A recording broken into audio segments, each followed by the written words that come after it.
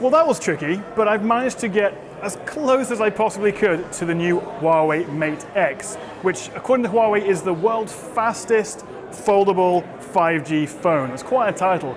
There's about 100 million journalists here scrabbling to get about 5 feet from the device. We can't actually get hands-on. This is as close as we could possibly get. So 3 screens, 5G, it's foldable, it's using a flexible AMOLED, has a whole bunch of cameras, it's using a Kirin 980 processor, that's the same one you get in the Huawei Mate 20 Pro, plus a new 5G modem. I don't know what you think, but I'm actually genuinely excited for this.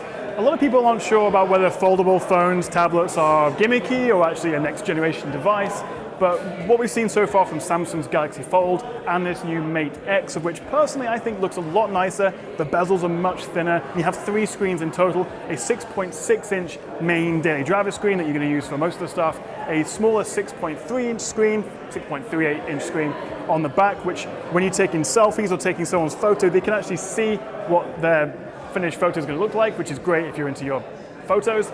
And then you have that full 8-inch screen when it's unfolded. You get that tablet experience. Unfolded, it's just 5 millimeters thick, and then when you do fold it back together, which is completely flush, completely flat, unlike the Flex Pi from Royole, it's 11 millimeters thick. And despite that slim design, Huawei have crammed in a 4,500 mAh battery.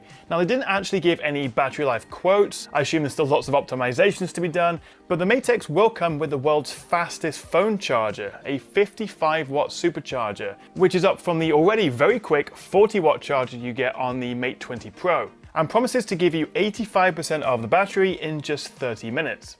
From a design and engineering point of view, I can't wait to get a closer look at that hinge mechanism.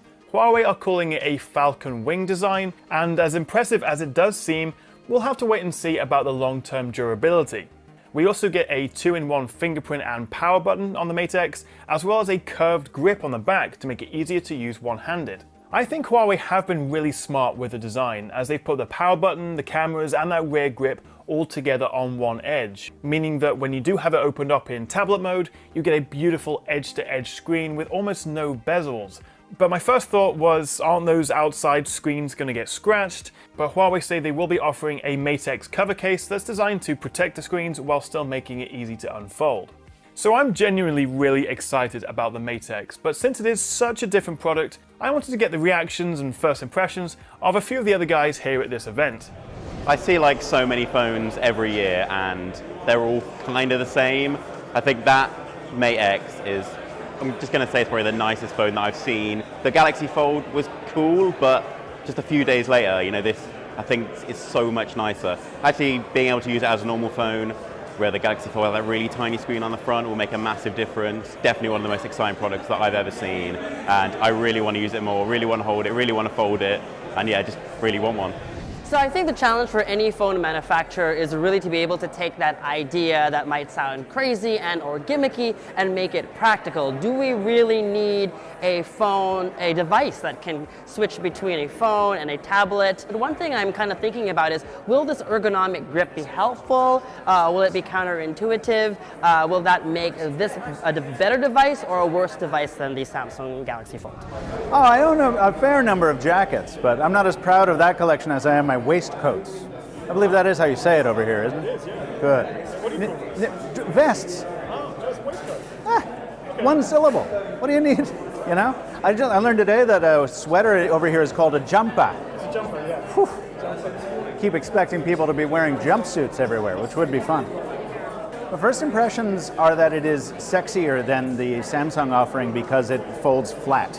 And it has that interesting little ledge on it that's like a Kindle Oasis, or if you like a Moto Razr.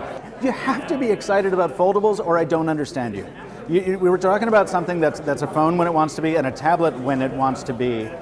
And you don't have to carry around 2 devices.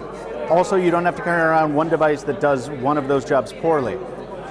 Eventually. The software is going to take a while. I mean, even with official support coming from Google in the next Android version, or maybe even the current one, it's going to be a remarkably awkward experience, I think, for the first generation or 2 of devices. And of course, then you factor in the hardware failure rate from increasing numbers of moving parts. So I understand skepticism about the first couple generations. It's warranted. You probably shouldn't buy a first-gen foldable.